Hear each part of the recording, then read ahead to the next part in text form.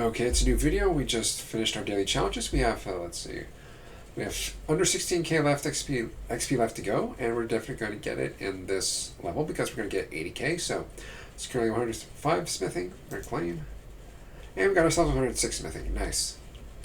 All right, we're about to hit level 104 smithing, and there we go. 104 virtual levels in not smithing.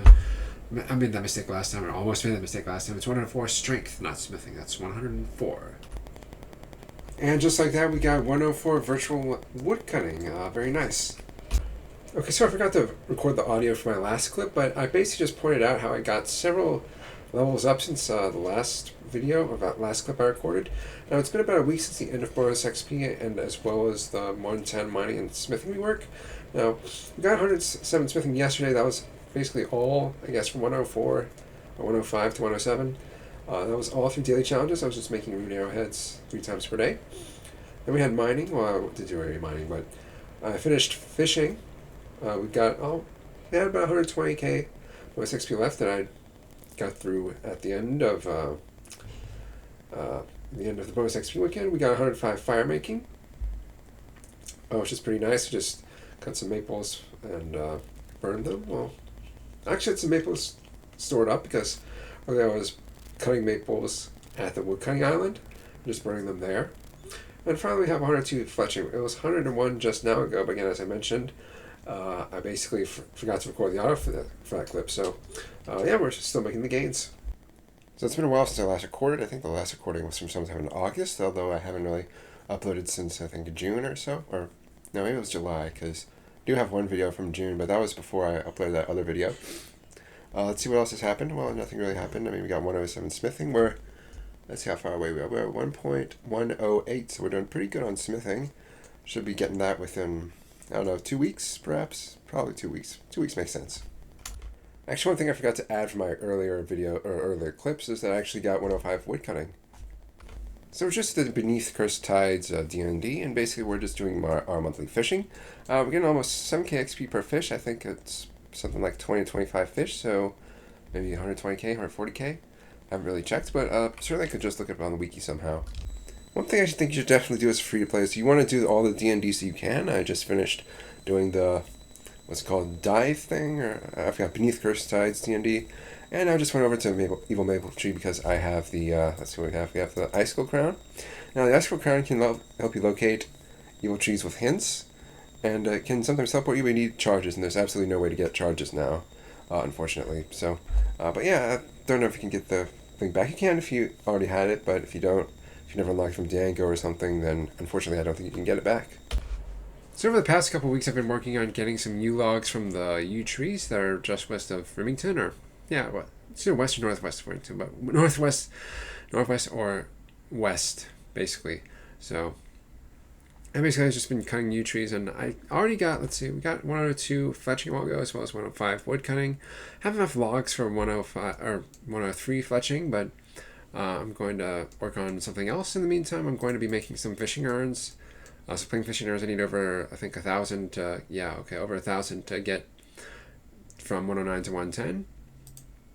So we're just going to make our fishing urns. Let's see, we'll click here.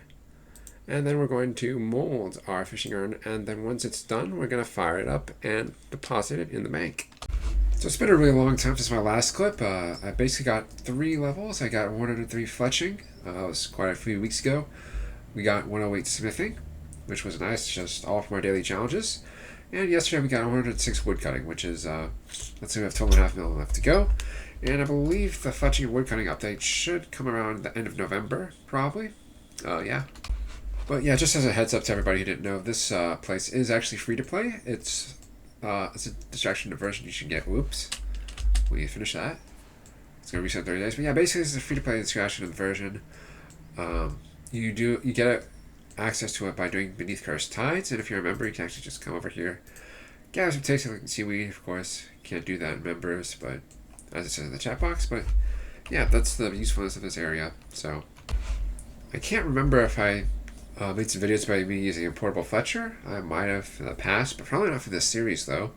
It's a really good thing you can use, as you know, all portables are. Oh yeah, I mean, this one gives you a chance to save some resources while sending the sending the string new bow, unstringed U shield bows to your bank, and that should get you, I guess, more inventory. Well, not necessarily more XP per inventory, but more resources to kind of save on and make new short bows or shield bows. So I'd have a little bit of a change of pace from fletching. I figured that, let's see, bonds right now are about 130 mil. I have enough for 2 bonds, plus I have 2 bonds in my currency pouch. Yeah, that's correct. But yeah, I'm just going to mine some a little bit, just for the hell of it, and hopefully I think we're going to use up all our Runited Ore spirits. So, as you can probably tell, I'm not exactly in free-to-play anymore. It's currently bonus XP or double XP in Runescape right now. And basically, I've been working on farming, which I got 116 lately, as well as 113 necromancy. Now, again, I'm not going to be planning on training any free-to-play skills just to keep the integrity of the account alive, but as we can see, it's been about 4 months since I last uploaded a video, and about 2 months since my last recording of a clip. So since then, we got 109 smithing. We were about 405,000 XP away from 110, which is going to be nice. It only takes maybe about 4 or 5 days just doing daily challenges in RuneScape. Now, basically, I just want to talk a little bit about the direction of the channel. Again, I mentioned that it's been quite some time since I posted. I'm definitely going to go for the 110s as they come out. But yeah, technically, because if you've read the news post recently, December 9th, I believe, is when fletching and woodcutting will come out for 110, and then I'll be focusing mostly on fletching. Then I'll be probably be doing rune bolts for fletching XP. If not, then I can just do like maple shield bows or something like that. Should be similar XP and similar GP as well. Excuse me. But yeah, so that was basically, I don't know what else to add. So again, just training necromancy and doing some other stuff. Honestly though, I am actually planning some free-to-play RuneScape guides. Now, there aren't exactly a ton of up-to-date guides or skilling guides on RuneScape, well, in RuneScape on video, or on YouTube rather, so you see there's definitely a niche there, especially for free-to-play. I guess some of the free-to-play articles, or not articles, but videos are pretty old. I couldn't even find a fletching guide that's specifically geared towards free-to-play, although I imagine there are, definitely. I didn't actually look that hard for them, but yeah, so that's one thing I'm going to be working on. After this video comes out, I'm going to be recording some stuff related to like fletching, which is again fitting because I'll be doing a lot of fletching after bonus XP week. Double XP is done. So yeah, it's also some future plans, and hopefully we'll keep on this ride together. I'll be honest, a friend's video about him finding an apartment back in 2013, it really has acted as sort of like an inspiration for me, because being able to pay for something in cash, like for example an apartment, or maybe even just like a really cheap tiny house, something that I value a lot and really want to have set as a goal. But yeah, I mean, I am pretty much aware that, like, in Lithuania, particularly in 2013 when they didn't use the euro yet, things were a lot cheaper. The apartment, I imagine, was probably max about 40,000 or 50,000 euros at the time, maybe converted. But yeah, I mean, it just goes to show what sort of options you have in the world, and it's crazy that you can get like an apartment for $40,000, $50,000 in many Eastern European countries that are still part of the EU or even the Eurozone in some cases. But yeah, that's a really good option for you. I guess a lot of people, even though, it's more frequently that, for example, like, among Slovaks, which I am part Slovak, they're kind of moving outside of the country, or maybe to more urban areas like Bratislava. But at the same time, you have some YouTubers, like, for example, another one I follow is Lady McLeod. She's a Canadian YouTuber.